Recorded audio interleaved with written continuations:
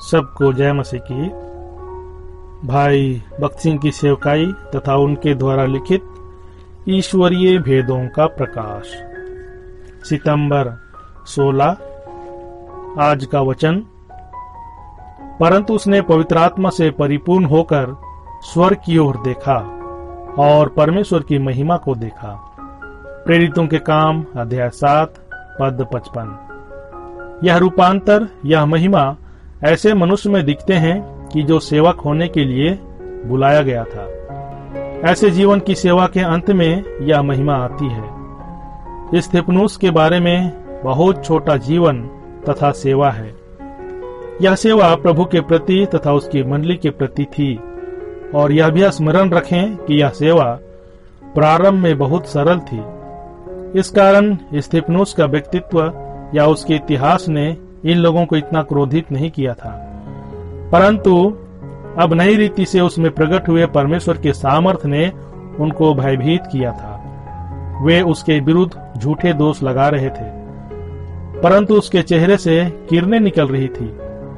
हमारी कल्पना की विपरीत ही यह था। जब टीका के बदले खुशामद किया जाता है, तब लोगों का चेहरा चमकता है। लोगों ने जो देखा वह स्वाभाविक नहीं था। वह तेज परमेश्वर जो गौरव देना चाहता है वह था। इसका अर्थ यह है कि कुछ ऐसा था जिसे वे समझ नहीं सकते थे, फिर भी उनको न्याय दंड के नीचे लाने का प्रभाव उनमें था। इसलिए वे जल गए और उस पर दांत पीसने लगे। प्रेरितों के काम अध्याय 7 पद 54।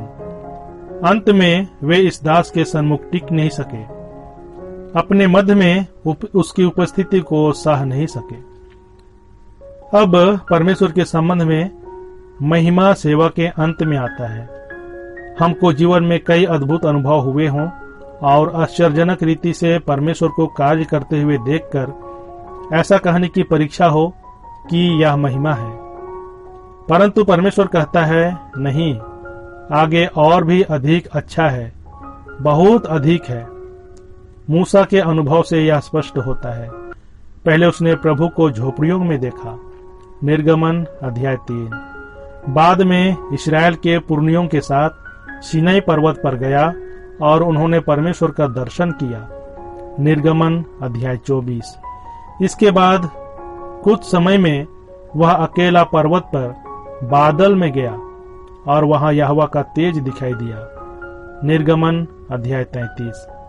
वहां उसे कई सुझाव दिए गए और उनके साथ वह वापस आया।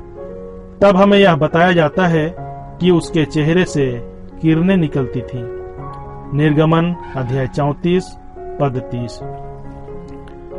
परंतु अभी भी कुछ अधिक बाकी था। जब सुझावों का अक्षरशः पालन हुआ और मिलाप तंबू परमेश्वर का निवास स्थान खड़ा किया गया, तब लिखा है कि यहोवा का तेज निवास स्थान में भर गया, निर्गमन अध्याय 40। यह गौरव की संपूर्णता है और वह परमेश्वर की मंशा को पूरा करने के संबंध में है। जब सुलेमान का मंदिर पूरा हुआ तब ऐसा ही हुआ, दूसरा इतिहास अध्याय 5 पद 14। और हम ऐसा कह सकते हैं कि पवित्र शास्त्र में तेज शब्द कम से कम मनुष्य तथा पृथ्वी के संबंध में तभी उपयोग होता है जब ईश्वरीय नमूना तथा योजना को पूरा किया जाता है। तेज कोई दर्शन या अद्भुत मनोभाव नहीं है, वह परमेश्वर की योजना के संबंध में है। और यदि हमें महिमा का ज्ञान या अनुभव को देखना हो तो यह जरूरी है कि हम संपूर्ण रीति से ईश्वरीय नक्शे और योजना में आए। प्रभु आपके साथ रहे और आपको आशीष दे।